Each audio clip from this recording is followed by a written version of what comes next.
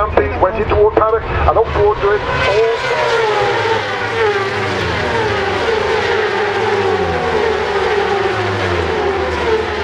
Well, hello everybody, it's Suffolk Andy here, just off the A14, heading to Nacton.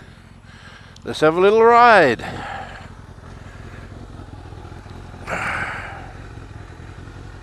That sod's law, you know, you make a little vlog look in a little road where there's nobody, and then they all turn up. It's just crazy, it's bloody crazy. Anyway, let's go for a ride out to Nacton.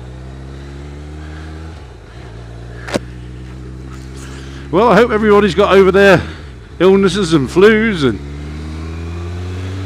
all the stuff that's been going around. Everybody I talk to, they're all ill. It's in horrendous time, really. But anyway, let's get these next couple of months over with and get some of that old spring weather in and be happy little bikers again, that's what I say. It's bloody freezing here today, I tell you, absolutely freezing, but still okay on a bike. I ain't gonna moan, I'm out tonight. Anyway, I have a subject today, and what it is, I read a couple of articles, one in my local paper and one online on Visor Down. As you know, I'm always getting stuff on Visor Down. Anyway, I read a story there. One was bike related in a way, but they're both related, completely related, because I'm going to say it's how low can you go, and you've got to go something to get under these two stories I'm going to briefly tell you. What will I start with? Shall I start with the motorbike one? This man had a daughter who unfortunately had the disease that makes children get old very quickly. So when they're about 10 or 11 they look about 80. There's a horrible disease, and this poor little girl had it. And her one wish was to swim with dolphins in America. That was her one wish, because this is a terminal illness, you know, it's going to kill her. So anyway, this local bike club decided that they would raise this money to get her and her family to America so the poor little old girl could swim with dolphins, her wish.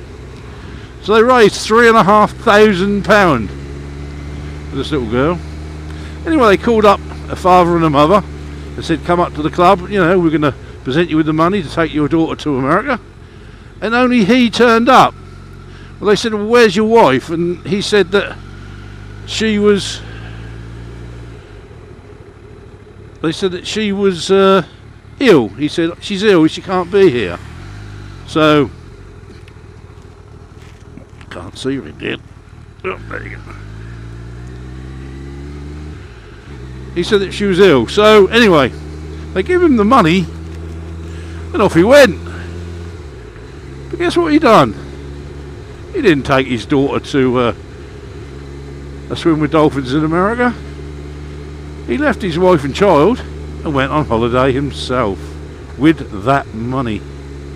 So when the biker club found out, they went to the police, and the police weren't interested. They said it's a civil matter.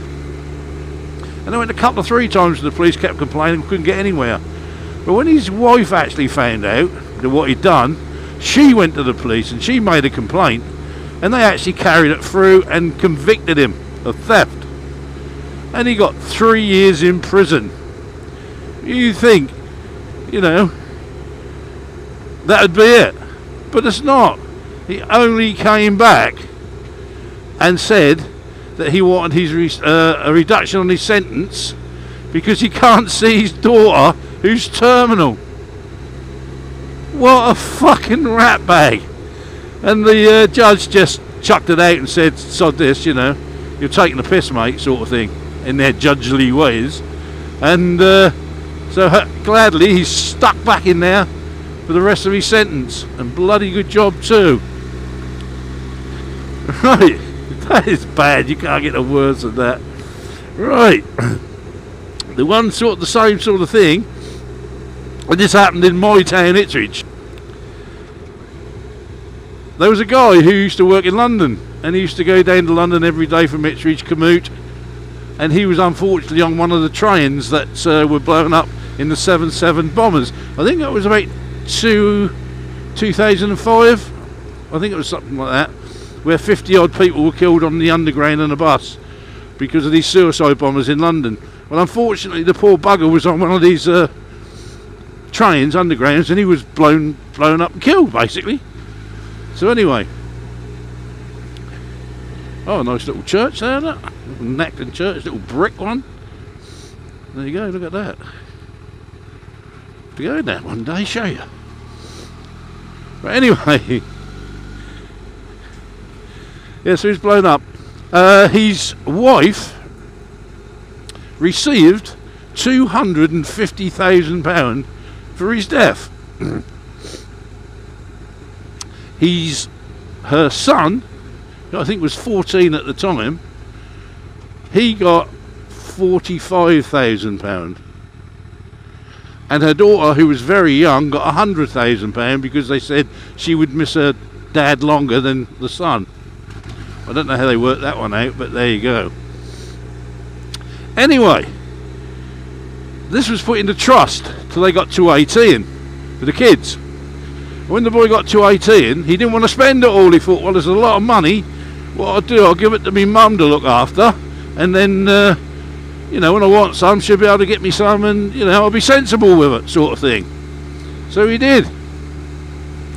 When he come back to have some of this money in a little old's time, to his astonishment, his mum had spent it. She'd spent £43,000, and he didn't realise that she'd already spent £250,000 on herself, lavish lifestyle, bloody chihuahua dogs and stuff, and jacuzzis and you name it, and she spent all his money. She took the lot, and she'd already had 250,000. So he was pissed off. So he went to court, and I mean civil court, and he got a judgment for him that she got to pay him back so much. Well, she never would. She ain't got a job, you know. She just had another baby by another bloke, and she said she couldn't work because of the baby and all this sort of stuff. So in the end, he got pissed off and he did go to the police, who took her to court, and she's just been put in prison for 2 years. But he's never going to get that money back off his mother. You know, that is horrendous. If one of my boys said to me, Dad, can you look after this? And they often do, you know, if they're getting a bit short or they want to save up for something, they'll say, Dad, can you look after this couple £100 for me, or this £100? And I do. And when they want it, I pay it, I give it back to them because it's their money, you know, and they know it's as safe as houses with me. And I can't believe that somebody could do that to your own child. I really can't. I think it's disgusting. But there you go. I don't know. I don't know if you, what you boys and girls think of that. How low can you go? But you look your kids in the face again, you know, after that. That must be horrendous. But anyway. Oh, I'll tell you what, just before I go, I'll show you a very, now I'm coming up to it, I'll show you a very sad sight, really, in the history of Suffolk. This is just down this road here. Can you remember the prostitute murders in Ipswich, where I think it was Steve Wright murdered 5 odd prostitutes in about 3 weeks, 5 or 6? Well, just down the bottom of this road is where he dumped their bodies, or 2 of them, and I'll show you when I get there.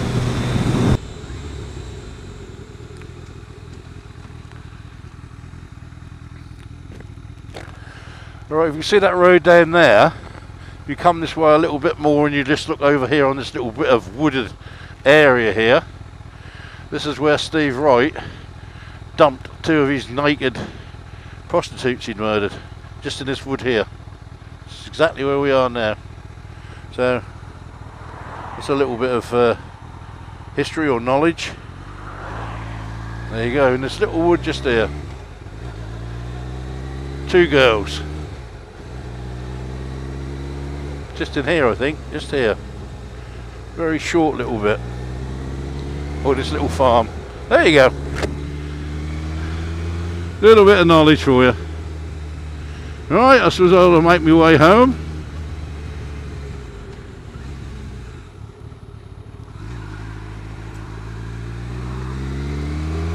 Let's open it up a bit, shouldn't really here.